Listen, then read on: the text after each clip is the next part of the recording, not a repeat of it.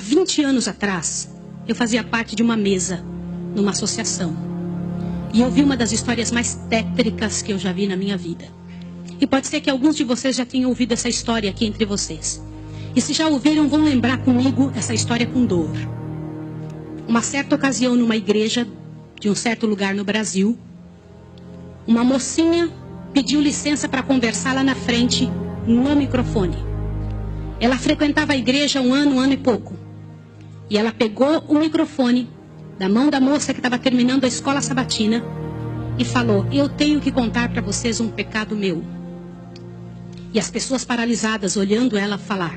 E ela disse: eu quero contar para vocês. Estava ali na igreja naquela hora, o pastor se arrumando ali, ajeitando alguma coisa. A esposa do pastor com os 2 filhos, mais ali no lado da esquerda, da minha esquerda. E a igreja toda ali junta. Vocês sabem que entre a escola sabatina e culto a igreja fica bem cheia. E ela disse: eu tenho que contar o meu pecado para vocês. E o pecado que eu tenho que contar é que eu sou amante do pastor. Na hora que ela disse isso, a esposa do pastor desmaiou ali na hora. E os filhos correram para acudir. E o pastor veio para ela e falou assim: o que você está falando? Você enlouqueceu? Que isso, menina? Ela falou: eu tinha que contar, eu preciso resolver meu problema. Eu preciso salvar a sua alma. Eu preciso resolver você. Os danitas, eles sempre usam essa: cuidado, eu preciso ajudar. Sempre usam a palavra da ajuda, viu? E naquele momento a igreja toda ficou em alvoroço. Eu não preciso dizer que não houve culto. Não houve culto. Não conseguiram fazer o culto. A esposa do pastor foi levantada dali, foi levada lá para fora. O pastor não sabia o que fazer. Começou a dizer: irmãos, por favor, isso é um grande mal entendido. Ela dizia: não é, meu bem. Eu precisava dizer, eu tenho que salvar você e tenho que salvar a mim. E ela foi levada para um quartinho, a esposa do pastor foi atrás e começou a conversar com ela, e falou com ela, e foi um alvoroço muito grande. E ela disse: olha, eu vou te provar que isso é verdade. Nós combinamos que ninguém nunca ia saber, foi uma coisa muito bem feita, mas eu preciso te contar. E falou para a esposa do pastor: prestem bem atenção nisso que eu vou dizer. Falou: só tem uma maneira de você me acreditar, vem aqui. O seu marido tem uma marca na genitália dele. E a marca é assim, assim, assim. E a esposa olhou para ela e acreditou nela na hora. Sabe por quê? Porque aquele pastor nunca tinha tido contato sexual com nenhuma pessoa, só com sua esposa. Eles se casaram virgens.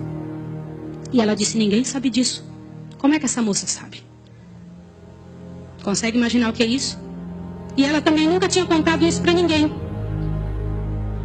E ela pegou a esposa do pastor, passou a acreditar. E ela contou detalhes sobre o corpo do pastor, detalhes sobre ele, até de coisas que ele falava enquanto dormia. Preste atenção. Eu não preciso dizer para vocês que aquele casamento acabou. A igreja todinha daquele pastor entrou num estado de bancarrota que vocês não têm ideia. Uma palavra, como diz Tiago, pode estragar a vida de uma pessoa para sempre. Sabe quantos anos se passou dessa história? Até que eu fiquei sabendo, isso foi há 20 anos atrás que eu fiquei sabendo. Já tinha se passado 20 anos que isso tinha acontecido.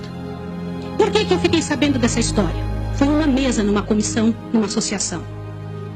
O presidente um dia nos chamou e disse o seguinte: irmãos, eu preciso da ajuda de vocês e oração por algo. O que foi? Há 20 anos atrás aconteceu a história de um pastor e contou toda a história para nós. Foi numa igreja assim, assim, assim, e nós tiramos a credencial desse pastor. E esse pastor foi para um sítio e ficou sozinho. A esposa dele é casada, tem outros filhos, está vivendo a vida dela. Mas eu fui chamado, olha o presidente nos contando. Eu fui chamado há alguns dias na casa de uma senhora com os cabelos todos brancos morrendo de câncer. E essa mulher morrendo de câncer pediu muito para falar com o pastor. Mas tinha que ser o presidente da igreja adventista. E eu fui até lá porque eu sou o presidente. Quando eu cheguei lá, a mulher me contou que ela tinha sido a moça que tinha falado aquilo do pastor. A amante, a suposta amante do pastor. E ela contou para o presidente que ela havia inventado toda essa história. Mas como que ela sabia dos detalhes do corpo do pastor? Na ocasião em que ela tinha se apaixonado pelo pastor, Ela trabalhava como faxineira dentro do hospital. E o pastor foi internado, prestem atenção, internado para uma cirurgia de apêndice e passou muito mal. E ela era amiga de uma enfermeira. E entrou dentro do quarto junto com a enfermeira, destampou o corpo do pastor e olhou o corpo do pastor todo, durante o tempo em que o pastor estava dentro do hospital. E quando o pastor falava algumas coisas, ela ouviu o que o pastor falou e ela olhou os detalhes do corpo do pastor e guardou. Satanás plantou na cabeça dela 1 ano e ela formulou e acabou com a vida do pastor. E o presidente pegou uma credencial, foi lá no sítiozinho onde o pastor o coitado daquele pastor, o caluniado, estava. E ele chegou para ele e falou, junto com uma comitiva dos irmãos: pastor, eu vim aqui te entregar a sua credencial de novo, nós descobrimos que era mentira. Sabe qual foi a resposta do pastor, irmão? O pastor disse assim: vocês me devolvem minha família e meus filhos também? Vocês me devolvem minha reputação? Se vocês não devolverem junto, eu prefiro ficar aqui. E esse pastor, uns dias atrás, eu soube que ele morreu lá naquele lugar. Quem foi a assassina daquele pastor? Não foi só aquela mulher, foram todos que falaram junto.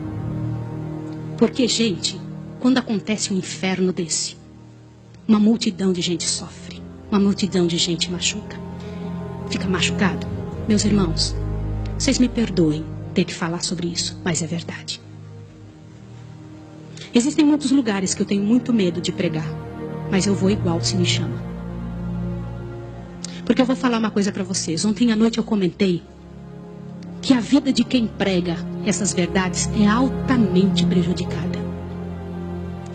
Uma coisa desse tamanho é passada de boca em boca, de forma que apareça o inferno no final. Será que existem danitas no nosso meio?